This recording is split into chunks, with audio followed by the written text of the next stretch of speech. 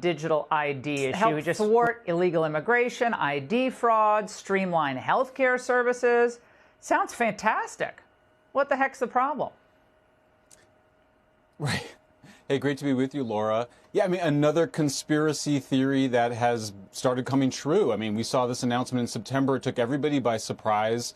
The World Economic Forum had been pushing digital IDs, the United Nations, the European Union, Britain. Of course, the really terrifying example is China, which uses digital IDs and a social credit score to control speech and to control what people think and say online. I mean, it could come in a lot of different ways. They'll start voluntary, then they'll make it mandatory. They'll have rewards, and then they'll have punishments. It's quite terrifying. And when you just listen to what the advocates for digital IDs say, it's terrifying. And, you know, Laura, one thing I learned from this last round of investigations is that this is a huge cybersecurity threat. The idea that, I mean, imagine if you get hacked in one of the many websites that you log into. Imagine everything suddenly being hacked because it's all centralized in a single place. That cybersecurity threat alone ought to be enough to kill the digital ID. But I propose putting an end to anonymity on social media. Citizens have the right to privacy, not to anonymity or impunity. Means for what government should do in terms of its digital infrastructure, digital ID data centers and so on. How do you take advantage of these incredible AI models?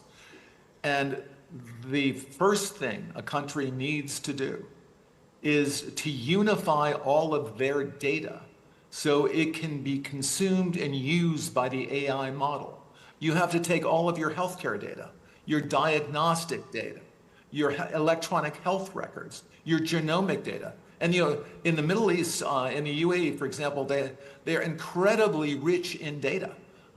They have a lot of population data. The NHS in the UK has an incredible amount of population data, but it's fragmented. It's not easily accessible by these AI models. We have to take all of this data we have in our country and move it into a single, if you will, unified data platform. So we provide context. When we want to ask a question, we've provided that AI model with all the data they need to understand our country. So that's the big step. That's kind of the missing link.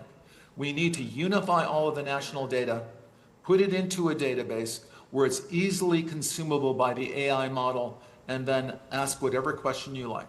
So you're really, through the use of this, you're revolutionizing the way government works, right? The services it provides, the way that it operates.